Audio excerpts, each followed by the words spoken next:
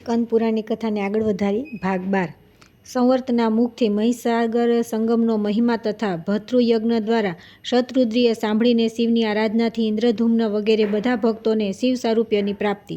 નારદજી કહે છે કે મુનિવર લોમેશના આ વચન સાંભળીને રાજા ઇન્દ્રધૂમને કહ્યું કે હવે હું તમને છોડીને બીજા કોઈની પાસે નહીં જાઉં. અહીં આપના અનુગ્રહથી રહીને હવે હું શિવલિંગની આરાધના કરીશ કે જે મનુષ્યને સર્વ પ્રકારની સિદ્ધિ પ્રદાન કરનારી છે. વક, ગૃધ, કચ્છપ અને ઉલુકે પણ આવો જ વિચાર કર્યો. મુનિવર લોમેશ મોટા શરણાગત વત્સલ હતા. તે બધા લોકો પર દયા કરીને તેમણે શિવ દીક્ષા વિધિથી તેમને લિંગ પૂજાનો ઉપદેશ કર્યો. સાચું જ છે કે સાધુ પુરુષોનો સમાગમ તીર્થથી પણ ચઢિયાતો છે. તેનું પરિપક્વ ફળ તુરત પ્રાપ્ત થાય છે તથા તે ભયંકર પાપોનો પણ નાશ કરે છે. સત્સંગરૂપી સૂર્યનો ઉદય કોઈ અદ્ભુત અને અનિર્વચનીય પ્રભાવ ધરાવે છે, કેમ કે તે અંતઃકરણમાં વ્યાપ્ત થયેલા અજ્ઞાનરૂપી અંધકારને નષ્ટ કરે છે. સાધુ સમાગમથી પ્રગટ થયેલા આનંદમય અમૃતરસની બધી લહેરો શ્રેષ્ઠ છે તથા તે સુધા, માધવી, સાકર અને મધ જેવી મીઠી અને 6 રસોથી યુક્ત છે. ત્યાર પછી માર્કંડેય મુનિ અને રાજા ઇન્દ્રધૂમ્ન વગેરે 6 મિત્રોએ સાધુસંગ પ્રાપ્ત કરી શિવશાસ્ત્ર અનુસાર ક્રિયા, યોગ, તપ, સ્વાધ્યાય અને ઈશ્વરનું ધ્યાન આરંભ કર્યો. એક સમયે તેમના તપસ્યા કાળમાં જ લોમશ મુનિના દર્શન કરવા માટે ઉત્સુક થઈને તીર્થયાત્રાના પ્રસંગે હું ત્યાં ગયો. કેમ કે તીર્થયાત્રા દરમિયાન મહાપુરુષોના દર્શન માટે જવું એ તીર્થયાત્રાનો મુખ્ય ઉદ્દેશ છે. જે પૃથ્વીના ભાગમાં સંત મહાત્માઓ નિવાસ કરે છે તે જ તીર્થ કહેવાય છે. હે અર્જુન, પૂજન અને આતિથ્ય સત્કાર થયા પછી જ્યારે હું સારી રીતે વિશ્રામ કરી ચૂક્યો ત્યારે તે નાડીજંગ વગેરે ભક્તોએ પ્રણામ કરીને મને પૂછ્યું કે હે બ્રહ્મન, મોક્ષ સાધના માટે કયું સ્થાન છે એ અમને જણાવવાની કૃપા કરો. તેમના પૂછવાથી મેં કહ્યું કે તમે લોકો મહાસંવર્તને આ વાત પૂછો. તેઓ તમને બધા તીર્થોના ફળની પ્રાપ્તિ કરાવનાર તીર્થનું સ્થાન જણાવશે. તેઓ બોલ્યા, યોગી સંવર્તજી ક્યાં તપસ્યા કરે છે? જો જાણતા હોવ તો કહો.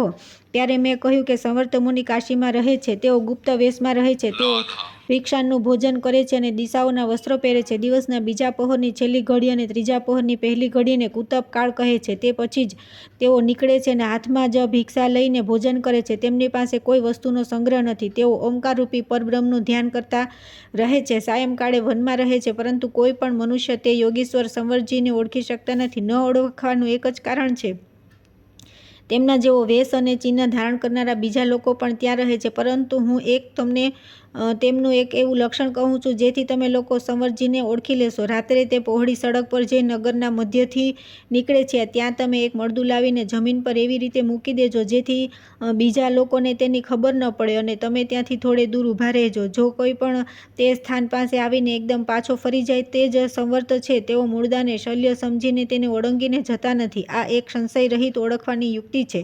આ પ્રમાણે જ્યારે સંવર્તજી મળી જાય ત્યારે વિનીત ભાવે તેમના શરણમાં જઈ તેમને પોતાની ઈચ્છા અનુસાર પ્રશ્ન પૂછી લેજો. જો તેઓ પૂછે કે મારું ઠેકાણું કોણે બતાવ્યું તો મારું નામ કહી દેજો. મારી વાત સાંભળીને તે બધાએ એ પ્રમાણે જ કર્યું. કાશીપુરીમાં પહોંચીને મારા જણાવ્યા અનુસાર સંવર્તને જોયા. તેમના મૂકેલા શબને જોઈને સંવર્તજી ભૂખથી વ્યાકુળ હોવા છતાં પણ એકદમ પાછા ફરી ગયા. ત્યારે તેઓ તેમને ઓળખીને તુરત જ તેમની પાછળ ગયા. સડક પર ચાલી રહેલા સંવર્તને બોલાવીને કહ્યું કે હે બ્રહ્મન, ક્ષણવાર ઊભા તો રહો. પરંતુ તેઓ તેમને સાંભળ્યા વિના ચાલ્યા જતા હતા. એવું પણ કહેતા જતા હતા, અરે તમે બધા પાછા જાઓ. દોડતા દોડતા જ્યારે તેઓ બહુ દૂર ચાલ્યા ગયા ત્યારે એક જગ્યાએ ઊભા રહીને પૂછ્યું, મારું ઠેકાણું તમને કોણે બતાવ્યું? તુરત જણાવો. ત્યારે તેમણે ધ્રુજતા રહીને જવાબ આપ્યો. નારદજીએ કહ્યું કે ત્યારે સંવર્ત માર્કંડેય વગેરેને કહ્યું કે મારા રસ્તા પરનું વિઘ્ન હટાવી દો. હું ભૂખ્યો જ છું.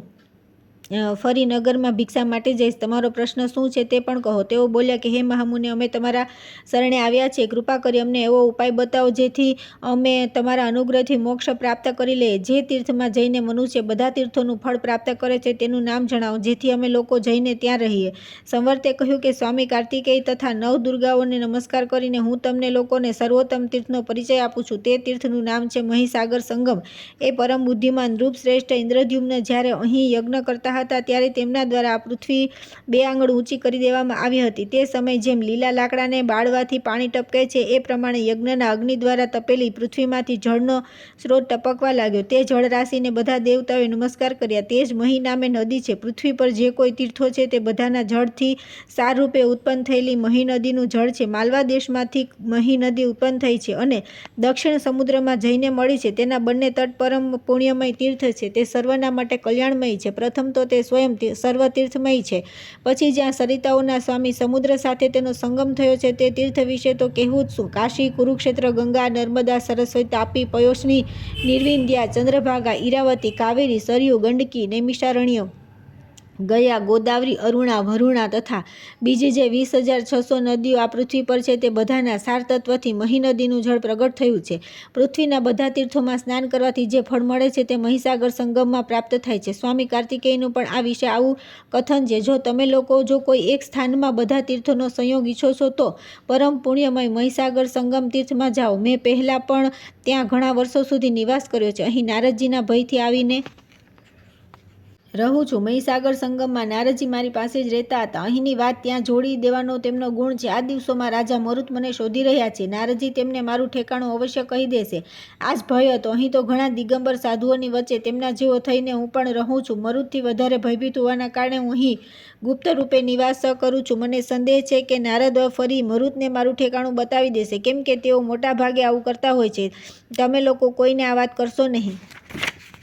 રાજા મરુત યજ્ઞની સિદ્ધિ માટે પ્રયત્ન કરી રહ્યા છે. કેટલાક કારણવશ દેવતાઓના આચાર્ય મારા પિતાએ તેમનો ત્યાગ કર્યો છે. તેથી તેમના ગુરુપુત્ર એવા મને તેમના યજ્ઞનો ઋત્વિક બનાવવાનો મનમાં નિશ્ચય કર્યો છે. પરંતુ અવિદ્યાના કારણે થનારા હિંસાત્મક યજ્ઞો સાથે મારું કોઈ પ્રયોજન નથી. તેથી રાજા ઇન્દ્રદ્યુમ્નની સાથે તમે લોકો શીઘ્રતાથી મહીસાગર સંગમ તીર્થમાં જાઓ. ત્યાંના 5 તીર્થોનું સેવન કરતા રહીને તમે લોકો અવશ્ય મોક્ષને પ્રાપ્ત કરશો. આ પ્રમાણે કહીને સંવરજી પોતાના અભિષ્ટ સ્થાન પર ચાલ્યા ગયા અને ઇન્દ્રદ્યુમ્ન વગેરે બધા લોકો ભર્તુયજ્ઞ મુનિ પાસે જઈને ત્યાં મહીસાગર સંગમ તીર્થમાં રહેવા લાગ્યા. મુનિએ પોતાના વિશેષ જ્ઞાનથી જાણી લીધું કે આ બધા લોકો ભગવાન શંકરના ગણ છે. એવું જાણીને તેઓએ તે બધાને કહ્યું કે હો, તમારા લોકોનું પુણ્ય અત્યંત નિર્મળ અને મહાન છે, જેથી આ મહીસાગર સંગમ નામક ગુપ્ત ક્ષેત્રમાં તમારું આગમન થયું છે. મહીસાગર સંગમમાં કરેલું સ્નાન, દાન, જપ, હોમ અને ખાસ કરીને પિંડદાન બધું અક્ષય બને છે. પૂર્ણિમા અને અમાવસ્યાએ અહીં કરેલું સ્નાન, દાન અને જપ વગેરે બધા કર્મ અક્ષય ફળ આપનારા છે. દેવર્ષિ નારદે પૂર્વકાળમાં જ્યારે અહીં સ્થાન નિર્માણ કર્યું હતું તે સમયે ગ્રહોએ એવી વરદાન આપ્યું હતું. શનિદેવે જે વરદાન આપ્યું હતું તે આ પ્રમાણે છે. જે સમયે શનિવાર સાથે અમાવસ્યા હોય તે દિવસે અહીં સ્નાન, દાન અને શ્રાદ્ધ કરવું. જો શ્રાવણ માસના શનિવારે અમાવસ્યા તિથિ હોય અને તે દિવસે સૂર્ય સંક્રાંતિ તથા વ્યતિપાત યોગ પણ હોય તો એ પુષ્કર નામનું પર્વ થાય છે. આનું મહત્વ 100 સૂર્યગ્રહોથી પણ વધારે છે. ઉક્ત બધા યોગોનો સંબંધ જો કોઈ રીતે આવી મળે તો તે દિવસે લોઢાની શનિની મૂર્તિનું તથા સોનાની સૂર્ય પ્રતિમાનું મહીસાગર સંગમમાં વિધિપૂર્વક પૂજન કરવું જોઈએ. શનિના મંત્રોથી શનિનું અને સૂર્યના મંત્રો વડે સૂર્યનું ધ્યાન કરીને સર્વ પાપોની શાંતિના માટે ભગવાન સૂર્યને અર્ધ્ય આપવો જોઈએ. તે સમયે ત્યાંનું સ્નાન પ્રયાગથી પણ વિશેષ છે. દાન કુરુક્ષેત્રથી પણ વધીને છે. મહાન પુણ્યોનો ઉદય થયો હોય ત્યારે આ બધા યોગ પ્રાપ્ત થાય છે. ત્યાં કરેલા શ્રાદ્ધથી પિતરોને સ્વર્ગમાં અક્ષય તૃપ્તિ થાય છે. જેમ પરમ પવિત્ર ગયાશીર પિતરો માટે પરમ તૃપ્તિદાયક છે, તે જ પ્રમાણે તેનાથી પણ અધિક પુણ્યદાયી મહીસાગર સંગમ છે. અગ્નિસ્વ તે યોનિરીડા ચ દેહો રેતોથ વિષ્ણોરમૃત્યુશ્ચ નાભી. અર્થાત હે મહી નદી, અગ્નિ તમારી યોનિ અને પૃથ્વી તમારો દેહ છે. તમે યજ્ઞ સ્વરૂપ વિષ્ણુના વીર્યથી ઉત્પન્ન થયા છો અને અમૃતનું કેન્દ્રસ્થાન છો. આ સત્ય વાક્યનું શ્રદ્ધાપૂર્વક ઉચ્ચારણ કરીને મહીસાગર સંગમ તીર્થમાં સ્નાન કરવું જોઈએ, જે બધી નદીઓમાં મુખ્ય અને પવિત્ર સાગર છે તથા પ્રચુર જળવાળી સમસ્ત તીર્થરૂપ છે. મહી નદી છે તે બંનેને હું અર્ધ્ય આપું છું, પ્રણામ કરું છું અને એમની સ્તુતિ પણ કરું છું.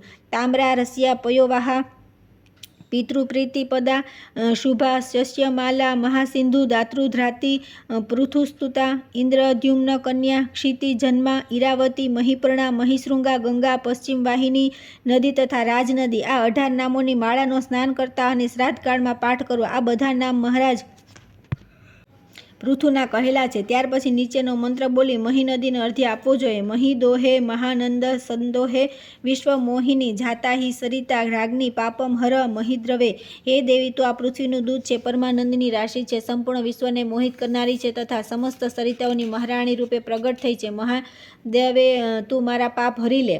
આ મહીસાગર સંગમ તીર્થમાં સ્નાન, જપ અને તપસ્યા કરીને પુણ્યકર્મના પ્રભાવથી ઘણા લોકો રુદ્રલોકમાં ચાલ્યા ગયા છે. વિશેષતઃ સોમવારે ઉત્તમ ભક્તિપૂર્વક અહીં સ્નાન કરીને જે 5 તીર્થોની યાત્રા કરે છે તે 5 મહાપાતકોથી મુક્ત થઈ જાય છે. આ પ્રમાણે આ તીર્થનું વિવિધ પ્રકારનું મહાત્મ્ય કહી ભર્તુયજ્ઞે તે બધાને શિવગામમાં જણાવ્યું અનુસાર શિવ આરાધનાની વિધિ જણાવી તથા પૂજા ઉપયોગનો ઉપદેશ આપીને તે ઇન્દ્રદ્યુમ્ન વગેરે ભક્તોને ફરી આ પ્રમાણે કહ્યું, શિવજીના વ્રતનું વર્ણન કરનારા ઉપાસકો શિવજીથી શ્રેષ્ઠ બીજો કોઈ દેવતા નથી. આ સત્ય છે. જે ભગવાન શંકરને છોડીને અન્ય બીજા કોઈની ઉપાસના કરે છે તે હાથમાં રાખેલા અમૃતનો ત્યાગ કરી મૃગ તૃષ્ણા તરફ દોડી રહ્યો છે. આ સંપૂર્ણ જગત શિવ શક્તિ સ્વરૂપ છે. આ વાત પ્રત્યક્ષ જોવામાં આવે છે, કેમ કે કેટલાક પ્રાણી પુલ્લિંગના ચિહ્નથી યુક્ત છે અને કેટલાક સ્ત્રીલિંગના ચિહ્નથી યુક્ત છે. જેઓ પુરુષ ચિહ્નથી યુક્ત છે તેઓ શિવ સ્વરૂપ છે, તથા જેમનામાં સ્ત્રીલિંગ સૂચક ચિહ્ન છે તે બધા શક્તિ સ્વરૂપ છે. ભગવાન રુદ્રનું ઉત્તમ મહાત્મય શતરુદ્રના નામે પ્રસિદ્ધ છે. તમે લોકો જો પોતાના પાપ ધોવા ચાહતા હો તો તેનું નિયમપૂર્વક શ્રવણ કરો.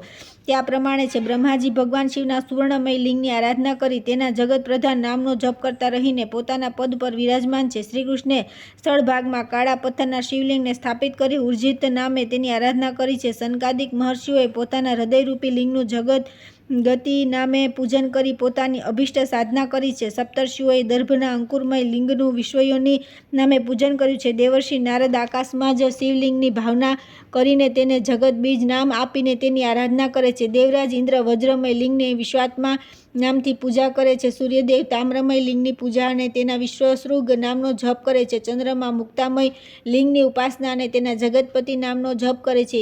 અગ્નિદેવ ઇન્દ્ર નીલમણીના શિવલિંગની પૂજા કરતા રહીને તેને વિશ્વેશ્વર નામનો જપ કરે છે. બૃહસ્પતિજી પોખરાજ મણીના શિવલિંગની આરાધના અને તેના વિશ્વયોની નામનો જપ કર્યા કરે છે. શુક્રાચાર્ય વિશ્વકર્મા નામે પ્રસિદ્ધ પદ્મરાગ મણિમય શિવલિંગની ઉપાસના કરે છે. ધનાધ્યક્ષ કુબેર સુવર્ણમય લિંગની પૂજા અને તેના ઈશ્વર નામનો જપ કરે છે. વિશ્વદેવો જગત ગતિ નામે પ્રસિદ્ધ રજતમય શિવલિંગની પૂજા કરે છે. યમરાજ પિત્તળના શિવલિંગની પૂજા અને તેના શંભુ નામનો જપ કરે છે. વસુઓ કાંસાના શિવલિંગની આરાધના અને તેના સ્વયંભૂ નામનો જપ કરે છે. મરુદગણ ત્રિવિધ લોહમય લિંગની પૂજા અને ઉમેશ્યા ભૂતેશ નામના જપ કરે છે. રાક્ષસો લોહમય લિંગની ઉપાસના અને ભૂત ભવ્ય ભવદભવ નામનો જપ કરે છે. ગુહ્યકો કાચના શિવલિંગની પૂજા અને યોગ નામના જપ કરે છે. જેગીશવ્ય મુનિ બ્રહ્મરંધ્રમય શિવલિંગની ઉપાસના અને યોગેશ્વર નામના જપ કરે છે. રાજા નિમિ સર્વના બંને નેત્રોમાં જ શિવલિંગની ભાવના કરીને તેની આરાધના કરીને સર્વનામના જપ કરે છે. ધન્વંતરી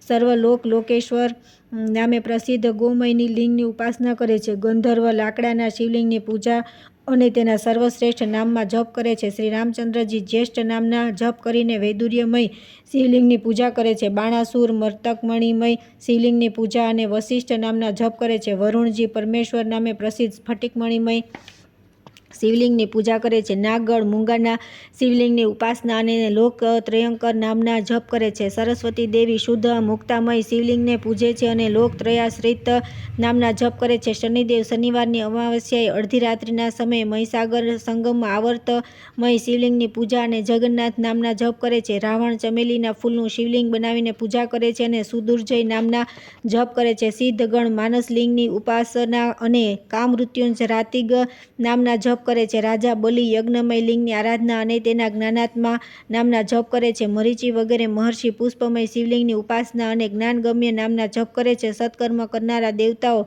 શુભ કર્મમય લિંગને પૂજે છે અને જ્ઞાનગેય નામના જપ કરે છે. ફીણ પીને રહેનારા મહર્ષિ ફેનિજ લિંગની ઉપાસના કરે છે અને સુદર્વિદ નામના જપ કરે છે. કપિલજી વરદ નામના જપ કરે છે અને રેતીની લિંગની પૂજા કરે છે. સરસ્વતી પુત્ર સારસ્વત મુનિ વાણીમાં શિવલિંગની ઉપાસના કરે છે અને વાગીશ્વર નામના જપ કરે છે. શિવગણો ભગવાન શિવના મૂર્તિમય લિંગની ઉપાસના કરે છે અને રુદ્ર નામના જપ કરે છે. દેવતાઓ જાંબુનદ સુવર્ણમય લિંગની આરાધના કરે છે અને સિદ્ધિકંઠ નામના જપ કરે છે. બુદ્ધ કનિષ્ઠ નામના જપ કરતા રહીને શંખમય શિવલિંગની પૂજા કરે છે. બંને અશ્વિની કુમાર સુવેધા નામે પ્રસિદ્ધ માટીના લિંગની પૂજા કરે છે. ગણેશજી આટાના શિવલિંગ બનાવીને કપરદી નામથી તેની ઉપાસના કરે છે. મંગળ માખણના શિવલિંગની કરાલ નામે ઉપાસના કરે છે. ગરુડજી ઓંદનયમય રાંધેલા ભાતના શિવલિંગની હર્યક્ષ નામે ઉપાસના કરે છે. કામદેવ ગોળના શિવલિંગની રતિદ નામે ઉપાસના કરે છે. શચીદેવી લવણમય સિંધવ અથવા સુંદર રૂપમય શિવલિંગની આરાધના તથા બભ્રુકેશ નામના જપ કરે છે. વિશ્વકર્મા પ્રસાદમય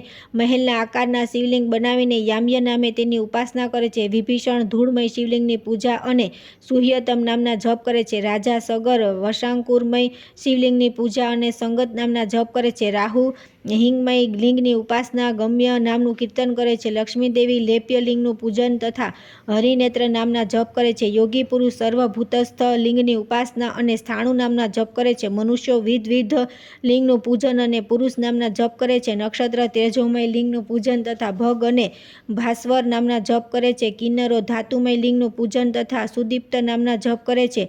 બ્રહ્મ રાક્ષસો અસ્થિમય લિંગનું પૂજન અને દેવ નામના જપ કરે છે. ચારણો દંતમય લિંગનું પૂજન તથા રહંસ નામના જપ કરે છે. સાધ્યગણ સપ્તલોકમય લિંગનું પૂજન અને બહુરૂપ નામના જપ કરે છે. ઋતુઓ દુર્વા કુર્મય લિંગનું પૂજન અને સર્વ નામના જપ કરે છે. અપ્સરાઓ કુમકુમ લિંગનું પૂજન અને આભૂષણ નામના જપ કરે છે. ઉર્વશી સિંદુરમય લિંગનું પૂજન અને પ્રિયવાસન નામના જપ કરે છે. ગુરુ બ્રહ્મચારી લિંગનું પૂજન અને ઉષ્ણીવી નામના જપ કરે છે. યોગિનીઓ અલક્ત લિંગનું પૂજન અને સુવ્રભુક નામના જપ કરે છે. સિદ્ધ યોગિનીઓ શ્રીખંડ લિંગનું પૂજન અને સહસ્રાક નામના જપ કરે છે. ડાકિનીઓ માંસમય લિંગનું પૂજન તથા તેના સુમીઢશુ નામના જપ કરે છે. મનુગણ ગિરીશ નામે પ્રસિદ્ધ અન્નમય લિંગનું પૂજન કરે છે. અગસ્ત્ય મુનિ વહિમય લિંગનું પૂજન અને સુશાંત નામના જપ કરે છે. દેવલ મુનિ યવમય લિંગનું પૂજન અને પતિ નામના જપ કરે છે. વાલ્મીકી મુનિ વાલ્મીક લિંગનું પૂજન અને ચીરવાસા નામના જપ કરે છે. પ્રતર્દન વણલિંગનું પૂજન અને હિરણ્યભુજ નામના જપ કરે છે. દૈત્યો રાયના શિવલિંગનું પૂજન અને ઉગ્ર નામના જપ કરે છે. દાનવો નિષ્પાવજ લિંગનું પૂજન અને દિગ્પતિ નામના જપ કરે છે. વાદળો નિર્મય લિંગનું પૂજન તથા પર્જન્ય નામનો જપ કરે છે. યક્ષરાજ માસમય લિંગનું પૂજન અને ભૂપતિ નામના જપ કરે છે. પિતૃઓ તિલમય લિંગનું પૂજન તથા વૃષપતિ નામના જપ કરે છે. ગૌતમ મુનિ ગોધુલીમય લિંગનું પૂજન અને ગોપતિ નામના જપ કરે છે. વાનપ્રસ્થો ફળમય લિંગનું પૂજન અને વૃક્ષાવૃત નામના જપ કરે છે. સ્વામી કાર્તિકેય પાષાણ લિંગનું પૂજન અને સેનાન્ય નામના જપ કરે છે. અશ્વત નાગ ધાન્યમય લિંગનું પૂજન અને તેના મધ્યમ નામના જપ કરે છે. યજ્ઞકર્તા પુરુષ પુરુષાશયમય લિંગનું પૂજન અને સુવ્રહસ્ત નામના જપ કરે છે. યમ કાલાયસમય લિંગનું પૂજન અને ધન્વી નામના જપ કરે છે. પરશુરામજી યવાંકુર લિંગનું પૂજન તથા ભાર્ગવ નામના જપ કરે છે. પુરુરવા ધૃતમય લિંગનું પૂજન અને બહુરૂપ નામના જપ કરે છે. શ્રીમાંધાતા શર્કરામય લિંગની પૂજા બાહુયુગ નામે આરાધના કરે છે. ગાયો પયોમય દુગ્ધમય લિંગનું પૂજન અને નેત્ર સહસ્રક નામના જપ કરે છે. પતિવ્રતા સ્ત્રીઓ ભાતૃમય લિંગનું પૂજન તથા વિશ્વપતિ નામના જપ કરે છે. નર નારાયણ મોગજીમય શિવલિંગનું સહસ્ત્રશીર્ષ નામે આરાધના કરે છે. પૃથુ સહસ્રાચરણ નામવાળા તર્ક્ષ્ય લિંગનું પૂજન કરે છે. પક્ષી સર્વાત્મક નામથી વ્યોમ લિંગનું પૂજન કરે છે. પૃથ્વી ગંધમય લિંગનું પૂજન અને તેના દ્વિતનું નામના જપ કરે છે. પાશુપતો ભસ્મમય લિંગનું પૂજન અને તેના મહેશ્વર નામના જપ કરે છે. ઋષિ જ્ઞાનમય લિંગની ચિરસ્થાન નામે ઉપાસના કરે છે. બ્રાહ્મણ બ્રહ્મલિંગની જ્યેષ્ઠ નામે ઉપાસના કરે છે. શેષના ગોરોચનમય લિંગનું પૂજન તથા પશુપતિ નામના જપ કરે છે. વાસુકીનાગ વિષલિંગની પૂજા અને શંકર નામના જપ કરે છે. તક્ષકના કાલકૂટમય લિંગનું પૂજન તથા બહુરૂપ નામના જપ કરે છે. કરકોટકના ઘડામહળમય લિંગનું પૂજન અને પિંગાક્ષ નામના જપ કરે છે. શૃંગી વિસ્મય લિંગનું પૂજન તથા ધુર્જટી નામના જપ કરે છે. પુત્ર પિતૃમય લિંગનું પૂજન અને વિશ્વરૂપ નામના જપ કરે છે. શિવાદેવી પારદમય લિંગનું પૂજન અને ત્ર્યંબક નામના જપ કરે છે. મત્સ્ય વગેરે જીવ શસ્ત્રમય લિંગનું પૂજન તથા વૃષાકપી નામના જપ કરે છે. આ પ્રમાણે વધારે કહેવાથી સો લાભ. સંસારમાં જે જીવ કોઈ વિલક્ષણ વિભૂતિ સાથે યુક્ત છે તેમની આ વિશેષતા ભગવાન શિવની આરાધનાના પ્રભાવથી જ થઈ છે. જો ધર્મ અર્થ કામ મોક્ષની પ્રાપ્તિનો વિચાર બુદ્ધિમાં આવતો હોય તો ભગવાન શિવની સારી રીતે આરાધના કરવી જોઈએ, કેમ કે ત્રિલોકમાં તેઓ જ મનોવાંછિત વસ્તુ આપનાર માનવામાં આવે છે. જે દરરોજ પ્રાતઃકાળે ઉઠી શત્રુદ્રિયનો પાઠ કરે તેના પર પ્રસન્ન થઈ ભગવાન શિવ તેને બધા મનોવાંછિત ફળ પ્રદાન કરશે. પૃથ્વી પર આનાથી વધીને પરમ પવિત્ર બીજી કોઈ વસ્તુ નથી. આ સંપૂર્ણ વેદોનું રહસ્ય છે. ભગવાન સૂર્ય મને આનો ઉપદેશ આપ્યો હતો. શત્રુદ્રિયનો પાઠ કરવાથી મન, વાણી અને ક્રિયા દ્વારા થનારા સમસ્ત પાપોનો નાશ થઈ જાય છે. જે શત્રુદ્રિયનો જપ કરે છે તે રોગી હોય તો રોગથી મુક્ત થઈ જાય છે, કારાગરમાં પડ્યો હોય તો બંધનથી છુટકારો મેળવે છે અને ભયભીત હોય તો ભયથી મુક્ત થઈ જાય છે. આ 100 નામોનું ઉચ્ચારણ કરીને જે વિદ્વાન તેટલા જ ફૂલો વડે ભગવાન શિવની પૂજા કરે છે અને 100 વાર તેને પ્રણામ કરે છે તે બધા પાતકોથી મુક્ત થઈ જાય છે. આ 100 લિંગ, 100 તેમના ઉપાસક અને 100 લિંગોના નામ એ બધા સંપૂર્ણ દોષોનો નાશ કરનારા માનવામાં આવ્યા છે. ખાસ કરીને આ મહીતીર્થમાં 5 લિંગો સમક્ષ જે આ શત્રુદ્રિયનો પાઠ કરશે તે 5 વિષયોજન્ય દોષોથી મુક્ત થઈ જશે. નારદજી કહે છે કે હે અર્જુન, તે ગુપ્ત ક્ષેત્રમાં શંકરજીની આરાધનાનું આ મહાત્મય સાંભળીને તે ઇન્દ્રદ્યુમ્ન વગેરે ભક્તો ઘણા પ્રસન્ન થયા અને 5 લિંગોની આરાધના કરતા રહી ભગવાન શિવના ધ્યાનમાં તત્પર રહેવા લાગ્યા. ત્યાર પછી ઘણો સમય પસાર થઈ ગયા પછી તેમની વિશેષ ભક્તિથી પ્રસન્ન થઈ ભગવાન શંકરે તેમને પ્રત્યક્ષ દર્શન આપ્યા અને આ પ્રમાણે કહ્યું કે હે કુલુ, ગૃધ, કચ્છપ અને રાજા ઇન્દ્રદ્યુમ્ન, તમે લોકો મારી સારૂપ્ય મુક્તિને પ્રાપ્ત થઈને મારા જ લોકમાં નિવાસ કરશો. લોમસ અને માર્કંડેય મુનિ જીવન મુક્ત થશે. ભગવાન શિવે આ પ્રમાણે કહેવાથી રાજા ઇન્દ્રદ્યુમ્ને મહાકાળથી પૂર્વ તરફ ઇન્દ્રદ્યુમ્નેશ્વર નામના શિવલિંગની સ્થાપના કરી. તે તીર્થના ગુણોને જાણીને રાજાએ ત્યાં ચિરસ્થાયી કીર્તિની ઈચ્છાથી પરમ સુંદર અવિચળ શિવલિંગની સ્થાપના કરી. પછી શિવજીએ કહ્યું કે જ્યાં ઇન્દ્રદ્યુમ્નેશ્વર લિંગની પૂજા કરશે તે મારો ગણ થશે અને મારા જ લોકમાં નિવાસ કરશે. આ પ્રમાણે કહીને ભગવાન ચંદ્રશેખર તે 5 ભક્તોની સાથે રુદ્રલોકમાં ચાલ્યા ગયા અને બધા જ શિવજીના ગણ થઈ ગયા. રાજા ઇન્દ્રદ્યુમ્ન એવા પ્રભાવશાળી હતા જેમણે યજ્ઞ કરતા રહી આ મહી નદીને પ્રગટ કરી હતી. આ પ્રમાણે આ મહીસાગર સંગમ અત્યંત પુણ્યદાયી તીર્થ થયું. હે કુંતીનંદન, આ તીર્થનું મહાત્મય તમને સંક્ષેપમાં કહ્યું છે. જે મનુષ્ય આ સંગમમાં સ્નાન કરી ઇન્દ્રદ્યુમ્નેશ્વરનું પૂજન કરે છે તેનો નિવાસ તે ધામમાં થાય છે જ્યાં પાર્વતી વલ્લભ ભગવાન મહેશ્વર વિરાજે છે. આ લિંગ સર્વ પ્રકારના બંધનનું નાશક તથા ગણાધીશનું પદ પ્રદાન કરનારું છે, કેમ કે રાજાએ સર્વ પ્રકારના બંધનોનો ત્યાગ કરીને આ લિંગની સ્થાપના કરી હતી. હે અર્જુન, આ પ્રમાણે આ ઉત્તમ સંગમનું પુણ્યદાયક મહાત્મ્ય તમને કહ્યું છે તથા ઇન્દ્રદ્યુમ્નેશ્વરના પુણ્યકારી મહિમાનું પણ વર્ણન કર્યું છે. જે આનો પાઠ કરશે તેને બહુ પુણ્ય પ્રાપ્ત થશે.